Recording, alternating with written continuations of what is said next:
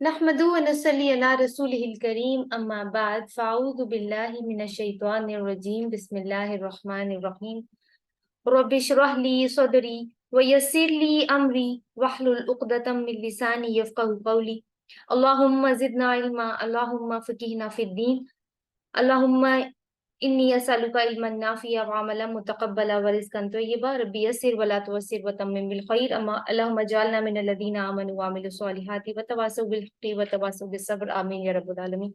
Last session में हमने सूरतुल बकरा की आयत कवर की थी 194 से लेके 209 तक। एक छोटा सा रिकैप ले लेते हैं उनका। इन्फाक फी सबीलिल्लाह पर उभारा गया, यानी अल्लाह ताला की राह में रिस्क में से खर्च करने के ऊपर। और फिर ये है कि दर्जा एहसान पर इन्फाक करो क्योंकि अल्लाह ताला मोहसिनीन को पसंद फरमाता है। फिर हज और उम्रे के तफसीली अहकामात हमने पढ़े हैं। मकसद क्या था कि यौम आखिरत का नक्शा हमारे जहन में आ जाए। फिर ये है कि हज के दौरान तकवा को ज़ादे राह के तौर पर पास रखना है और अल्लाह के जिक्र को और उसकी याद की आदत अपना कर घर वापस लौटना है। हज के दौरान या उम्रे के दौरान तवाफ की बड़ी खूबसूरत दुआ, रब्बना आतिना फिद दुनिया हसनतन व फिल आखिरति हसना वकीना अज़ाबन नार, हमने पढ़ा। यानी रसूल अल्लाह सल्लल्लाहु अलैहि वसल्लम की पैरवी करने की, उनकी सुन्नतों की पैरवी करने की दरख्वास्त की हमने अल्लाह ताला से, ताकि आखिरत भी खूबसूरत हो सके। और फिर ये है कि जिनके दिल अल्लाह के जिक्र और तकवा से खाली हो, इनके दिलों में फिर इनकी नफसानी ख्वाहिशात की हुक्मरानी हो जाती है और वो इंसान को जहन्नम के कूड़ेदान में गिरा देती है। अल्लादुल खिसाम के साथ हमने इसकी एग्जाम्पल पढ़ी थी। इंतहाई अहम हुक्म आया था आखिर में ईमान वालों के लिए कि दीन इस्लाम को पूरी तरह अपनाओ, इस्लाम के अंदर पूरी तरह दाखिल हो जाओ, दुनियादारी और दीनदारी के मुख्तलिफ खानों में अपनी जिंदगी को तकसीम ना करो। तुम्हारे पास वाज़े हदायत आ चुकी हैं, फिर भी अगर तुम फिसलते हो तो अल्लाह ताला जबरदस्त है, उसको तुम्हारी अतात करने या ना करने से कोई फर्क नहीं पड़ने वाला। आगे देखते हैं जी। आयत नंबर 210 से आज हम इब्तिदा करेंगे। आऊज़ु बिल्लाहि मिनश शैतानिर रजीम बिस्मिल्लाहिर रहमानिर रहीम। हल यंजुरूना इल्ला अन यअतियहुमुल्लाहु फी गुललिम मिनल गमामी वल मलाइकतु व कुदियल अम्र व इलल्लाहि तुरजउल उमूर। हल जो है ना वो वैसे तो इस्तिफहाम के तौर पर, यानी अ, किसी भी जुमले को सवालिया करने के लिए भी इस्तेमाल होता है, लेकिन समटाइम्स इसके माना नहीं के भी आते हैं। तो नहीं वो इंतजार कर रहे, हल यंजुरूना नहीं वो इंतजार कर रहे, इल्ला मगर अन यातियहुमुल्लाहु फी फी दुललिम मिनल गमामी, कि अल्लाह ताला बादलों के साइबानों में आ जाए। यानी और इसको क्वेश्चन के तौर पर लेंगे तो कैसे होगा? क्या वो इस बात का इंतजार कर रहे हैं कि अल्लाह ताला बादलों के साइबानों में खुद आ जाए इनके पास? वल मलाइकातु और फरिश्ते, वकूदी अल अम्र और काम पूरा ही कर दिया जाए या फैसला चुका ही दिया जाए, व इलल्लाहि तुरजउल उमूर और काम तो सिर्फ अल्लाह ही की तरफ लौटाए जाएंगे। ये उमूर काम भी हो सकता है, उमूर का मतलब फैसले भी हो सकता है। तो पीछे क्योंकि बात आई थी कि इस्लाम के अंदर पूरे के पूरे दाखिल हो जाओ, तो ये जो लोग हैं जो नहीं दाखिल हो रहे, वो किस बात का इंतजार कर रहे हैं कि अल्लाह ताला खुद आ जाए उनके पास, तब जाके वो मानेंगे, तब जाके वो दीन इस्लाम के अंदर पूरे पूरे दाखिल हो जाएंगे। हल यंजुरूना, क्या वो इंतजार में है?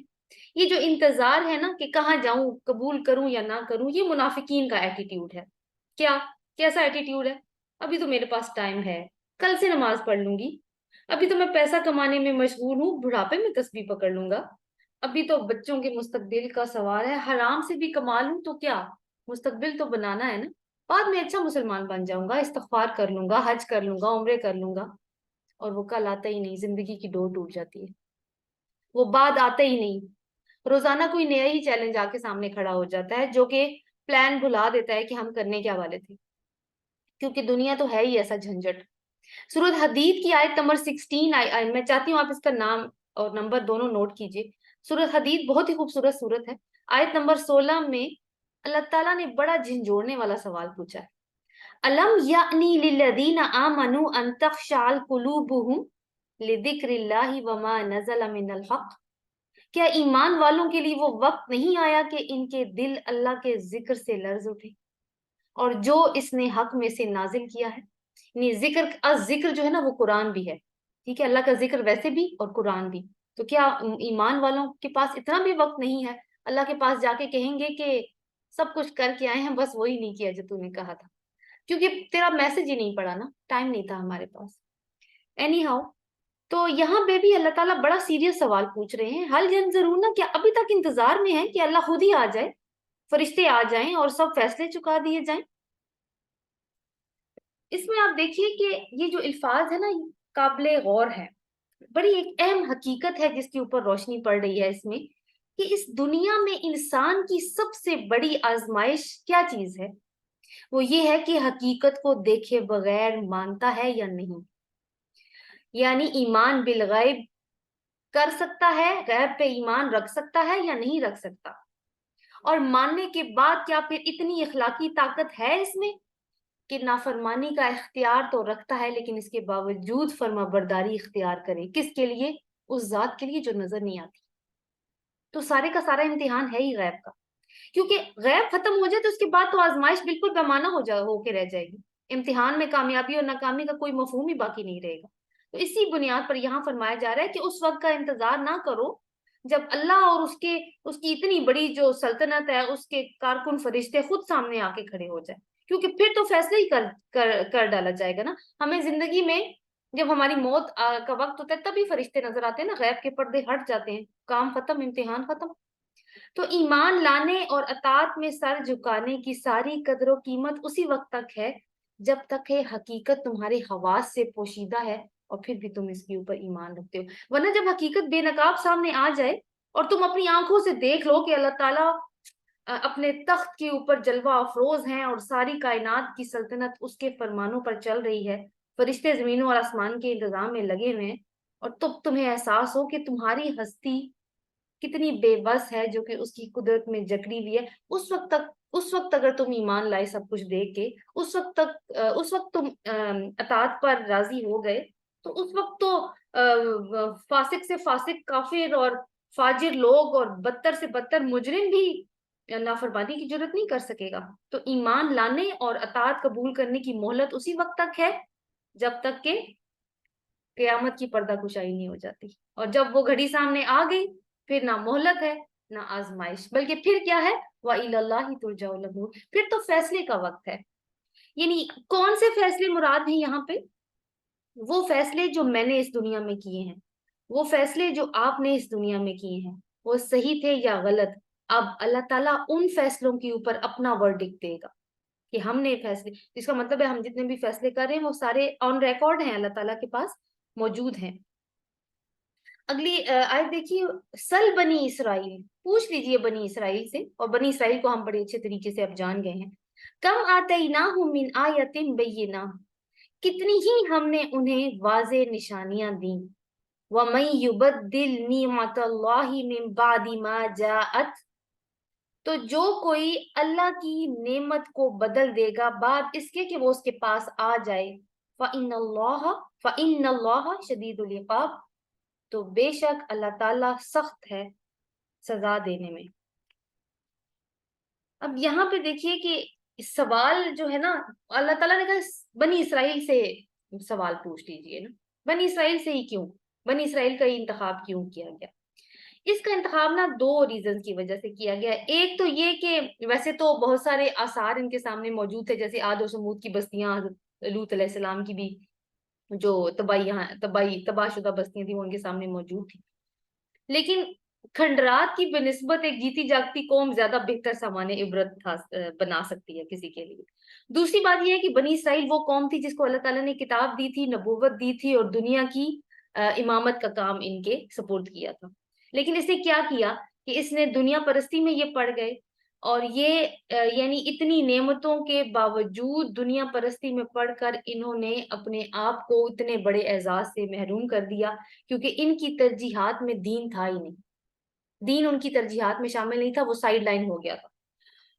لہٰذا اب کیا ہے کہ وہ قوم جو ان کے بعد منصب امامت پر معمور ہوئی ہے، کون سی قوم ہے وہ؟ یہ امت محمدی، امت وسطا. تو اس کو اگر ایک بہترین سبق کسی کے انجام سے مل سکتا ہے نا، تو وہ کس سے مل سکتا ہے؟ وہ اسی قوم سے مل سکتا ہے جو بنی اسرائیل ہے. اسی لیے بنی اسرائیل کا ذکر آیا. تو انہوں نے اپنی، اللہ تعالیٰ نے ان کو جو نعمت دی تھی، امامت دی تھی، نبوت دی تھی، علم دیا تھا، بادشاہت دی تھی، اس کو بدل دیا انہوں نے ناشکری کی وجہ سے اپنی. تو اللہ تعالیٰ تو، اب کوئی ایسا کرتا ہے، دیکھیے زبردستی تو ہے نہیں، چوائس کی تو آزادی ہے ہر ایک کو، تو اللہ تعالیٰ تو پھر سزا دینے میں بہت زیادہ سخت ہے. زینا للذین کفروا الحیات الدنیا، مزین کر دی گئی ان کے لیے جنہوں نے کفر کیا دنیا کی زندگی، یعنی کافروں کے لیے دنیا کی زندگی مزین کر دی گئی. وَيَسْخَرُونَ مِنَ الَّذِينَ آمَنُوا، اور وہ مذاق اڑاتے ہیں ان کا جو ایمان لائے. وَالَّذِينَ اتَّقَوْا فَوْقَهُمْ يَوْمَ الْقِيَامَةِ، اور وہ جنہوں نے تقوی اختیار کیا قیامت کے دن ان سے اوپر ہوں گے. وَاللَّهُ يَرْزُقُ مَن يَشَاءُ بِغَيْرِ حساب، اور اللہ رزق دیتا ہے جسے چاہتا ہے بغیر حساب کے. تو ایمان والوں کے لیے بڑا بھرپور ریمائنڈر آ رہا ہے اس کے اندر. زینا، آپ دیکھیے کہ یعنی خوبصورت بنا دینا، مزین کر دینا، ٹھیک ہے. زینا للذین کفروا حیات الدنیا، کہ کافروں کے لیے دنیا کی زندگی کو خوبصورت بنا دیا گیا ہے، کول بنا دیا گیا ہے، ٹھیک ہے، دنیا کی زندگی کو. اب یہ جو ہے نا، اگر ہم دیکھیں کہ دنیا کی زندگی کیا چیز ہے، دیکھیے ایک چیز ہے عالم. عالم میں کیا چیزیں شامل ہیں؟ جیسے کہ سمندر، دریا، پہاڑ، درخت، آسمان، مختلف مخلوقات، ہم بھی اس میں شامل ہیں. ہم سب کیا ہے؟ ایک عالم میں رہتے ہیں. لیکن دنیا کا مطلب ہے قریب کی چیز، ادنا سے ہے. یہ ادنا اور اقصا یہ ایک دوسرے کے اپوزٹ آتے ہیں. ادنا سے دنیا ہے، دنیا ہے قریب کی زندگی. یعنی ہم سب کی دنیا ایک دوسرے سے الگ الگ ہے. میرا شوہر، میرے بچے، میرا گھر، میری گاڑی، میرا کریئر، میرے رشتہ دار، دوست، یہ سب میری دنیا میں شامل ہے. جو ہو سکتا ہے آپ کی دنیا سے الگ ہو سکتا ہے آپ کی دنیا میں اس سے تھوڑی زیادہ چیزیں ہوں یا میں بھی کم ہوں. تو ہر ایک کی ہم میں سے نا دنیا الگ الگ ہے.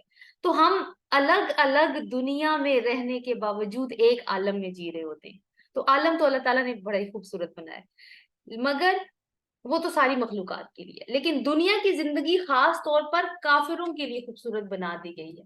ہمیں بھی دیکھیں، ہم جو مسلمان ہیں، ہم اگر فیملی لائف جی رہے ہیں یا وقت گزارے اپنے بچوں میں یا ٹریول کر رہے ہیں، دوستوں کے درمیان میں کچھ انجوائمنٹ کی ایکٹیویٹی ہو رہی ہے، کھیل کود ہو رہا ہے، مذاق ہنسی ہو رہی ہے، بڑی خوبصورتی نظر آتی ہے ہمیں ان چیزوں میں. لیکن اللہ تعالیٰ کیا فرما رہے ہیں کہ یہ خوبصورتی میں نے کافروں کے لیے بنائی ہے.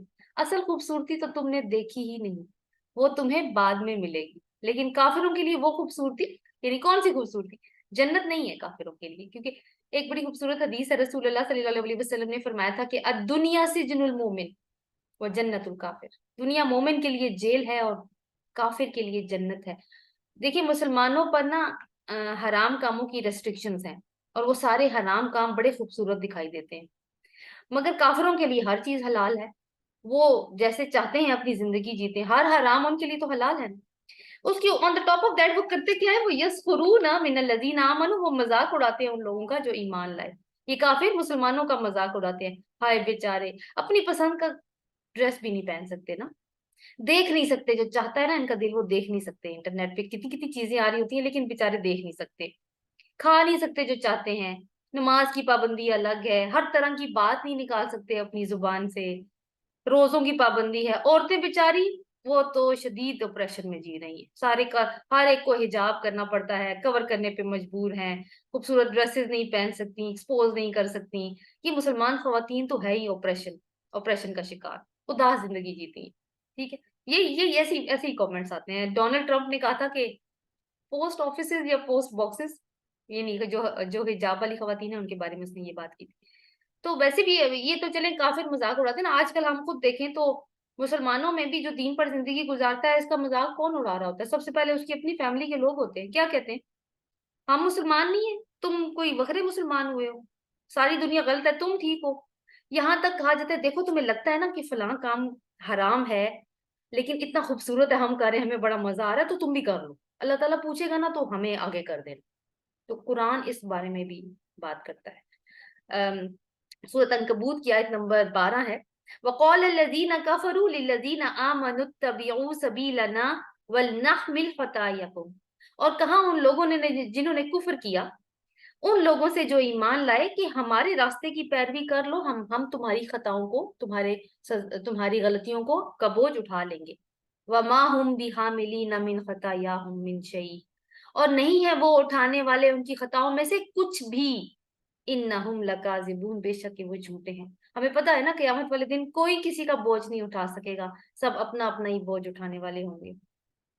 और आगे अल्लाह ताला क्या फरमा रहे हैं, वल्लदीन तक़ौ फ़ौक़हु यौमल क़ियामा, और वो जिन्होंने तकवा किया कयामत के दिन उनसे ऊपर होंगे। यानी ईमान वालों की, यहाँ पे ऊपर बात हुई थी ना, ईमान वालों की बात हुई थी ना, यस्खरूना मिनल्लज़ीना आमनू, यहाँ अल्लाह ताला ने कहा है वल्लज़ीना तक़ौ, यानी ईमान वालों की नहीं बल्कि तकवा वालों की बात की है। क्यों?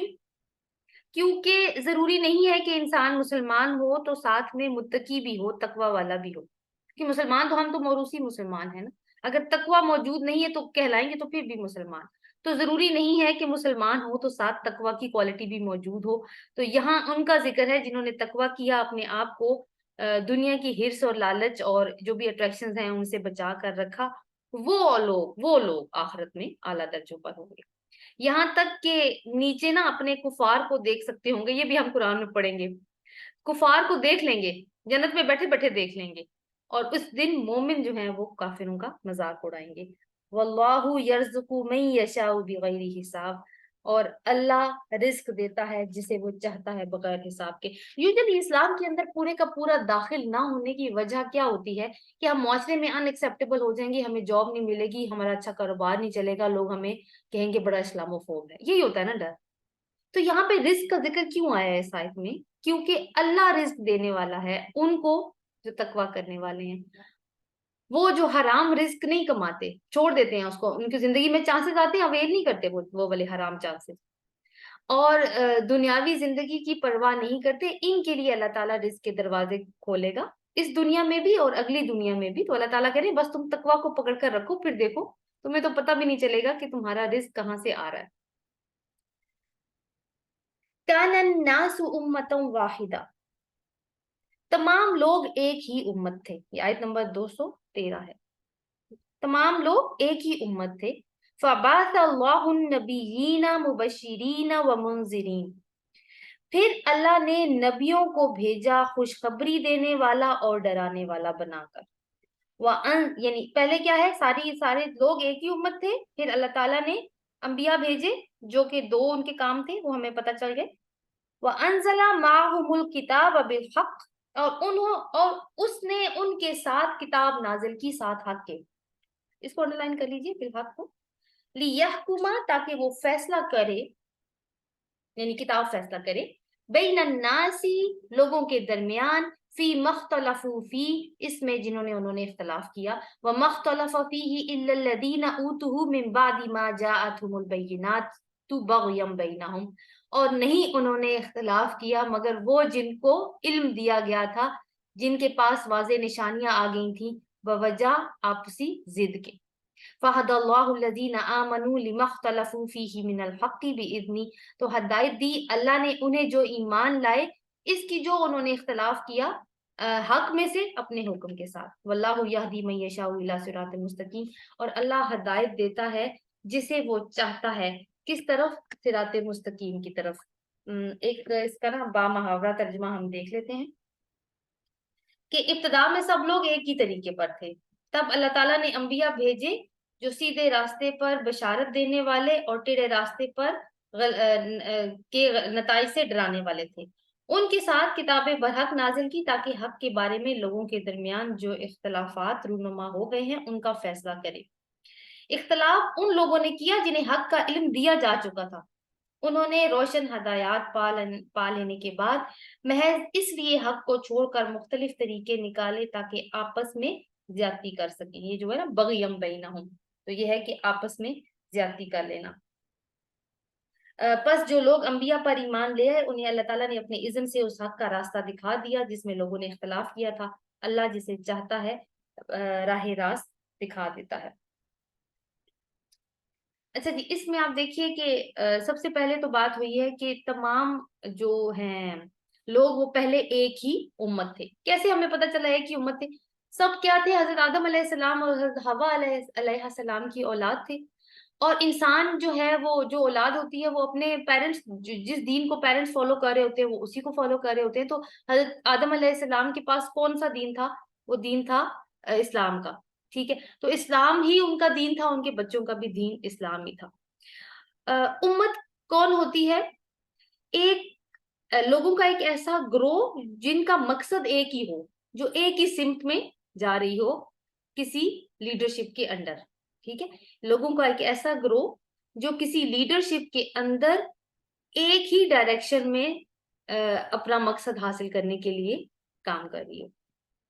اب کیا ہے کہ پہلے تو یہ تھے، اس کے بعد انبیاء آئے اور انبیاء نے لوگوں کو کیا کیا. اب جیسے جیسے ہوتا یہ گیا کہ ٹائم جب گزر جاتا تھا نا تو لوگ جو ہیں وہ اپنی بیسک ٹیچنگز کو بھول جاتے تھے. تو اللہ تعالیٰ نے کیونکہ وعدہ کیا تھا حضرت آدم علیہ السلام سے کہ تمہاری اولاد میں وحی کا سلسلہ جاری رہے گا ہدایت کے لیے، تو اللہ تعالیٰ نے وہ وعدہ اپنا پورا کیا اور انبیاء جو ہیں وہ ہر قوم کے اوپر آتے ہی رہے. لیکن جیسے جیسے کیا ہوتا تھا کہ اب انبیاء آتے تھے پھر لوگوں کو یونائٹ کرتے تھے، یعنی لوگوں کو اکٹھا کرنے آتے تھے. ان کا ایک ہی پیغام تھا، وہ ایک ہی ٹیم کا حصہ تھے. ہر نبی اپنے بعد آنے والے کی تصدیق کی تعلیم بھی دیتا تھا، تو وہ یونٹی کی بات کرتے تھے. پھر وہ تعلیم جب کرپٹ ہو جاتی تھی تو کیا ہوتا تھا کہ پھر اس کے بعد مطلب پھر برائیاں پھیل جاتی تھی، پھر وہ اختلافات، تو پھر اللہ تعالیٰ ایک کوئی اور نبی بھیجتے تھے. تو ویسے ہم دیکھیں کہ جتنے بھی دنیا میں مذاہب موجود ہیں نا یا ادیان موجود ہیں، ان کو پڑھیں تو ہمیں کہیں نہ کہیں اسلام کا ٹچ نظر ضرور آتا ہے. کیونکہ جتنے مرضی گاڈز موجود ہوں، بڑے جی سے لکھا جانے والا گاڈ بھی ہر جگہ موجود ہے، تو ہر قوم کی طرف ایک نبی ضرور آیا. تو اب دیکھیے کہ اب اختلافات یعنی بعد میں کیا ہوا. اب بالکل اس کی مثال آپ یوں سمجھیے جیسے ایک فیملی ہوتی ہے، ماں باپ ہوتے ہیں، بچے ہوتے ہیں، وہ ایک ہی چھت کے نیچے پل بھر کر لائک جوان ہو رہے ہوتے ہیں. کچن میں بیٹھ کے اپنی ماں کے ساتھ کھانا کھا لیں گے، ایک پلیٹ میں کھانا کھا لیں گے، برتن شیئر کر لیتے ہیں، بیڈ شیئر کر لیتے ہیں، کپڑے شیئر کر لیتے ہیں. ایک بڑا خوبصورت احساس ہوتا ہے. اختلافات ہوتے ہیں آپس میں لیکن وہ اس لیول کے نہیں ہوتے. لیکن کبھی کبھی ایسا ٹائم بھی آ جاتا ہے جب وہ اپنے اپنے راستوں میں نکل جاتے ہیں اور اس فیملی کا حصہ نہیں رہتے، تو ان کے اندر اس طرح کے اختلافات بھی آ جاتے ہیں کہ ایک دوسرے کی شکلیں بھی دیکھنا گوارا نہیں کر رہے ہوتے. تو اس میں آپ دیکھیے کہ عید کے اوپر بھی نہیں مل رہے، کچھ اور اوکیزن ہے اس کے اوپر بھی نہیں مل رہے. تو کبھی کبھی ایسا ہوتا ہے کہ کوئی ان کو احساس دلاتا ہے کہ یار کیا ہو گیا تم لوگوں کو، تم لوگ تو ایک فیملی تھے. تو پھر ان کو احساس آتا ہے، تو پھر وہ کہتے ہیں کہ ہاں، پھر وہ واپس میں آپس میں پھر یونائٹ ہونے کی کوشش کرتے ہیں. تو اسی طرح یہاں پہ بھی ایسے ہی ہوا. تو ہمیں جو ہے نا وہ ایک امت کے بارے میں سوچنا، ایک امت کی طرح سوچنا چاہیے. یہی اسلام کا ایسنس ہے. نفرت ہمیں صرف اس سے ہونی چاہیے جو اسلام کے دشمن ہے. تو دیکھیں آیت کا جو پہلا حصہ تھا وہ ایک امت کے بارے میں ہے، اور جو باقی کا حصہ ہے وہ کیا ہے؟ وہ باقی اختلافات کے بارے میں ہے. اب انبیاء کی ڈیوٹی کیا تھی؟ کہ منذرین تھے، مبشرین تھے، خوشخبری دینے والے تھے، اور منذرین ڈرانے والے تھے. مگر آج کل بھی ساتھ ساتھ ریلیٹ اگر کرتے چلے جائیں ہم چیزوں کو، کہ ہم آج کل نا صرف خوشخبریاں دینے پر یقین رکھتے ہیں. بس لوگوں کو اچھی بات بتاؤ، کہیں لوگ ڈپریس نہ ہو جائیں. تو سوال یہاں پہ یہ آتا ہے کہ قرآن میں تو بشارت بھی موجود ہے اور انذار بھی موجود ہے. تو وہ اللہ تعالیٰ نے یہ دونوں چیزیں رکھی ہیں نا قرآن کے اندر. تو کیا ہم لوگوں کو اللہ سے بہتر جانتے ہیں؟ کیونکہ جب رب انذار کر رہا ہے کتاب میں، اگر ہم نہیں کریں گے جو دین پہنچانے والے ہیں، ہم لوگوں کو حقیقت سے دور رکھیں گے، صرف خوشخبری ہی دیتے رہیں گے، تو پھر تو تصویر آدھی رہ جائے گی، پیغام آدھا پہنچایا جائے گا. سورہ فاتحہ دیکھیے، سب سے پہلے مطلب ہم قرآن کھولتے ہیں، سورہ فاتحہ سے ہمارا ایک رابطہ بنتا ہے یا ملاقات ہوتی ہے. تو اللہ تعالیٰ کیا فرماتے ہیں؟ الحمد للہ رب العالمین الرحمن الرحیم، یعنی کون ہے وہ رب جو رحمان ہے اور رحیم ہے. لیکن ساتھ ہی کہتا ہے کہ وہ مالک یوم الدین بھی ہے، صرف نیری رحمت کرنے والا نہیں ہے. وہ کیا ہے؟ وہ بدلے کے دن کا مالک ہے. ایک دن ایسا بھی آئے گا جب تمہاری اکاؤنٹیبلٹی ہوگی. پھر آپ دیکھیے کہ جہنم کی جو منظر کشی ہے اس کی کافی ڈیٹیل موجود ہے ہمارے قرآن پاک میں. ہمیں یوم آخرت کی تفصیل بہت زیادہ موجود ہے. تو پیغام پہنچانے کا جو حق ہے نا، کہ جو بھی کچھ قرآن میں موجود ہے، اور اگر ہم پیغام پہنچا رہے ہیں تو پھر ہم نے پیغام سارے کا سارا پہنچانا ہے. اب دیکھیے، سب سے پہلے اللہ تعالیٰ نے ذکر کیا کہ وہ بشارت دینے والے ہیں. ٹھیک ہے، سب سے پہلے مبشرین کی بات آئی، پھر منذرین، یعنی پہلا کام بشارت کا، دوسرا ڈرانے کا. پازیٹیو سے شروع کرنا ہے، بعد میں سزا کی بات آئے گی. اور سورۃ جیسے بالکل ایسی جیسے سورہ فاتحہ میں ہے کہ پہلے رحمان اور رحیم ہے، پھر مالک یوم الدین ہے. تو دونوں پہلوؤں کو اگر ہم سامنے رکھیں گے، بیلنس کریں گے، تو پھر کیا ہے کہ بہتر طریقے سے ہم پیغام کو پہنچا سکتے ہیں. وَأَنزَلَ مَعَهُمُ الْكِتَابَ بِالْحَقِّ لِيَحْكُمَ بَيْنَ النَّاسِ فِيمَا اخْتَلَفُوا فِيهِ. یعنی اب کیا ہے کہ جو اللہ تعالیٰ نے ان انبیاء کو جب بھیجا تو ان کے ساتھ کتاب کو بھی بھیجا حق کے ساتھ، تاکہ وہ لوگوں کے درمیان اختلافات کے اندر لوگوں کے درمیان جو بھی اختلافات ہو جائے اس کے درمیان فیصلہ کر سکے. الحق کا میں نے آپ سے کہا تھا کہ انڈر لائن کیجیے. یعنی اس کا مطلب ایک تو یہ ہے کہ جو کچھ بھیجا گیا اللہ تعالیٰ کی طرف سے انبیاء کے اوپر، لوح محفوظ سے لے کے انبیاء تک وہ بالکل محفوظ طریقے سے پہنچا ہے، کوئی ملاوٹ نہیں ہوئی اس کے اندر، کوئی چیز ضائع نہیں ہوئی اس میں سے. دوسری چیز ہے کہ جو بھی کتاب آئی ہے وہ ایک مقصد کے تحت آئی ہے. جتنی بھی کتابیں پہلے بھی آئی ہیں، ابھی قرآن ہے، وہ ساری مقصد کے تحت تھی. کام کیا تھا؟ اختلافات کا فیصلہ کرنے کا، لوگوں کے درمیان اختلافات کا فیصلہ کرنے کا. تمام جتنے بھی دین ہیں ان میں عالم علماء موجود ہوتے ہیں، فقہا موجود ہوتے ہیں، پہلے بھی رہے ہیں. تو کتاب کا ایک بنیادی مقصد کیا ہے؟ لوگوں کے درمیان اختلافات کا فیصلہ کرنا. کسی بھی ٹائپ کا اختلاف ہو سکتا ہے. تو ایک اختلاف ہمارا کیونکہ یہود و نصارہ سے بھی ہے، کیونکہ یہود و نصارہ کے ساتھ جتنے مرضی اچھے ٹرمز ہو جائیں، دل میں تو یہی وہ خیال کرتے ہیں نا کہ وہی صرف یعنی آخرت کو لے کے پوائنٹ آف ویو الگ ہو ہی جاتا ہے.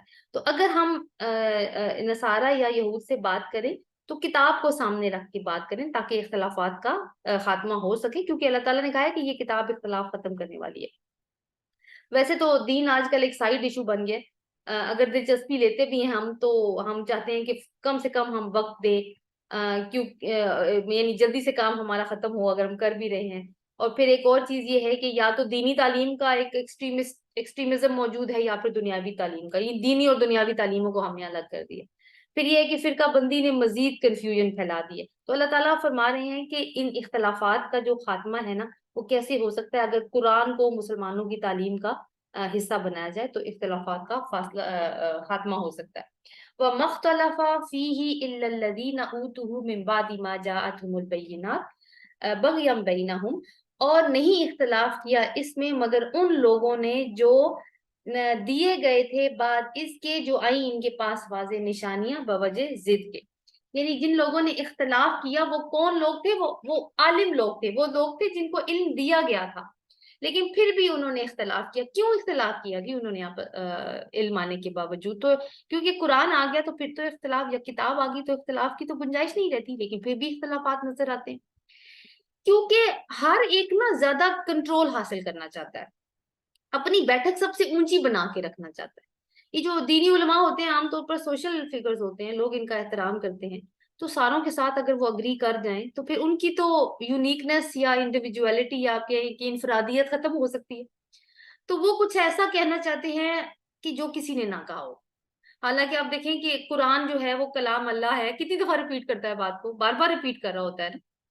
تو اب یہ ہے کہ اس چیزوں کو اختلاف کیوں ہوا آپس، اور یہ وجہ کیا تھی؟ بغیم بینہم، آپس میں ضد کی وجہ سے. وہی والی ضد ہے کہ میری بات جو ہے وہ سب سے اونچی رہے، میں جو ہوں وہ زیادہ کنٹرول حاصل کر لوں باقیوں سے. تو آپس میں یہ ضد اور اناد کی وجہ سے ہوا. پھر اللہ تعالیٰ فرماتے ہیں فَهَدَى اللَّهُ الَّذِينَ آمَنُوا لِمَا اخْتَلَفُوا فِيهِ مِنَ الْحَقِّ بِإِذْنِهِ. تو اللہ تعالیٰ نے انہیں جو ایمان لائے تھے ہدایت دے دی اپنے حکم سے، اس میں جن چیزوں میں انہوں نے اختلاف کیا. تو اللہ تعالیٰ یہاں گارنٹی دے رہے ہیں کہ اگر تم مجھ پر ایمان رکھتے ہو تو میں تمہاری ہدایت کا انتظام کر لوں گا. تو مسلمانوں کو کیا چاہیے کہ پہلے وہ ایک امت بن جائیں، خود ایک امت بننے کی کوشش کریں. انتظام جو ہدایت کا ہے وہ اللہ تعالیٰ فرما دیں گے. واللہ یہدی من یشاء الی صراط مستقیم، اور اللہ ہدایت دیتا ہے جسے وہ چاہتا ہے صراط مستقیم کی طرف، یعنی سیدھے راستے کی طرف. وہ راستہ جس کی دعا ہم نے اہدنا الصراط المستقیم بہت شروع میں سورہ فاتحہ میں مانگ لی تھی، کہ سیدھے راستے کی، وہ راستہ جو صرف جنت کی طرف جاتا ہے اور کوئی ٹیڑھ پان ہے ہی نہیں اس کے اندر. تو اس کی بات یہاں پہ ہو رہی ہے کہ اللہ تعالیٰ جسے چاہتا ہے، یہاں پہ ہے نا میں یشاء کو دیکھیں ہم، میں یشاء میں نا اللہ بھی شامل ہے، بندہ بھی شامل ہے. یعنی اگر بندہ ہدایت چاہتا، یعنی اللہ جس کو چاہتا ہے ہدایت دیتا ہے. دوسری بات یہ ہے کہ اگر بندہ چاہتا ہے کہ اس کو ہدایت ملے تو اللہ تعالیٰ اس کو ہدایت دے دیتے ہیں. اچھا جی، اس میں آپ دیکھیے کہ ایک کچھ اور چیزیں ہیں کہ وہ جو بات ہے نا کہ پہلے ایک ہی امت تھی، اس میں ایک تھیری آف ایوولوشن ہے سائنس کے اندر، آپ نے پڑھی ہوگی، ڈاونزم، چارلس ڈاون نے وہ پریزنٹ کی تھی، جس میں وہ کہتا ہے کہ انسان جو ہے نا وہ اس کے پریڈیسیسر جو ہیں وہ بندر ہے، ٹھیک ہے، آپ نے سنی ہوگی یہ بات. یا پھر وہ لیمارکزم بھی آیا تھا، وہ سانپوں کے بارے میں، کہ پہلے ان کے لمز ہوتے تھے، پھر وہ کیونکہ گھسٹ گھسٹ کے چلتے تھے تو وہ فیچر جو ہے وہ ان کی باڈی میں سے غائب ہو گیا. تو اس طرح کی کچھ چیزیں، یا وہ جراف کی گردن کے بارے میں بھی بات آتی ہے. تو انسانوں کے بارے میں اگر میں بات کیونکہ یوں آتی ہے کہ کیونکہ وہ پہلے جو ہے وہ بندر تھے، بعد میں ایوالو ہوئے. یا ایک چیز یہ بھی لوگ اپنے قیاس کی بنیاد پہ بات کرتے ہیں کہ انسان جو ہے نا اپنی زندگی کے جو ابتدائی دور میں جب تھا تو وہ شرک پہ مبتلا تھا، پھر آہستہ آہستہ جب ارتقا ہوتا گیا تو تاریکی ختم ہوتی گئی اور انسان کے اوپر توحید کا پیغام پہنچا. لیکن قرآن جو ہے نا وہ اس کے برعکس حقیقت بتاتا ہے کہ دنیا میں انسان کی زندگی کا آغاز پوری روشنی کے ساتھ ہوا تھا. کیسے ہوا تھا آغاز؟ پہلا انسان کون تھا؟ حضرت آدم علیہ السلام. تو حضرت آدم علیہ السلام کو اللہ تعالیٰ نے سب سے پہلے تو علم دیا تھا، یعنی علم الاسماء، جس کے اوپر ہم نے کافی ڈسکشن کی تھی. یہ دنیا کی جتنی بھی فینومینلز ہیں، جتنے بھی لوگ ہیں، یا پھر آپ کہیں کہ basic vocabulary about all the subjects, وہ اللہ تعالیٰ نے ان کو دے دی تھی. اور بعد میں کیا ہے کہ ان کو جب زمین پہ بھیجا تو وہی بھی دے دی.